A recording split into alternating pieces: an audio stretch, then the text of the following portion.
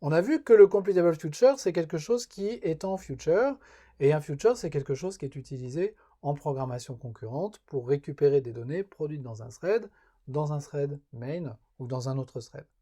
Bah, completable future, ça permet de jouer aussi avec les threads.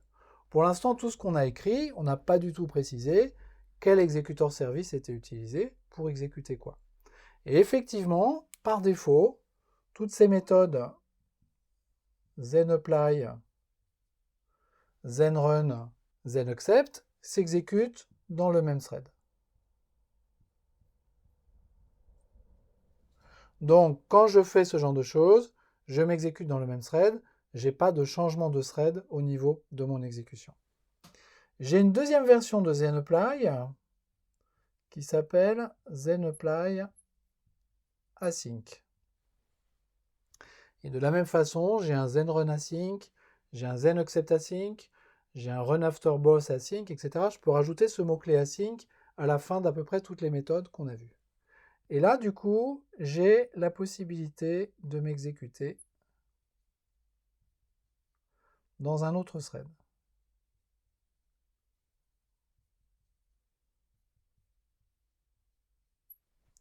Si je ne donne pas d'exécuteur service en paramètre, à ce moment-là, je vais m'exécuter dans un autre thread d'un exécuteur service particulier défini au niveau de la JVM qui s'appelle le forkJoinPool.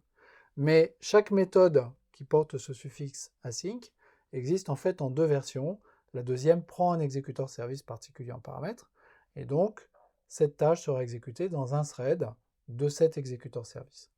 Donc en fait, toutes ces méthodes ici, zenapply, etc., elles existent en trois versions.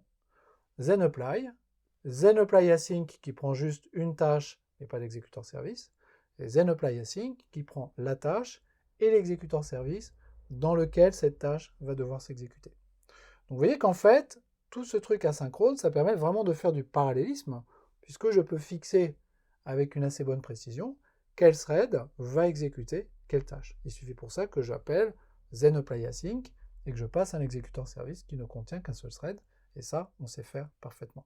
Donc cette API completable future, dans l'idée, elle est déjà pas forcément super simple, mais dans son implémentation, techniquement, elle devient assez compliquée. Parce qu'en fait, chaque méthode est multipliée par 3. J'ai de l'asynchronisme, j'ai du parallélisme, j'ai du multithreading. Tout ça se mélange joyeusement et ça donne quelque chose qui est un petit peu compliqué à appréhender. Je pense que ce qu'il faut retenir, c'est vraiment cette partie-là, le fait qu'on puisse chaîner des tâches les unes à la suite des autres, qu'on puisse éventuellement les chaîner soit en divergent, soit les chaîner en rassemblant des résultats dans un même completable future. Et il nous reste un dernier point à voir qui est la gestion des erreurs. Qu'est-ce qui se passe si jamais une tâche jette une exception? Pour l'instant, on n'en a pas parlé, mais l'API permet aussi de faire du rattrapage sur erreur.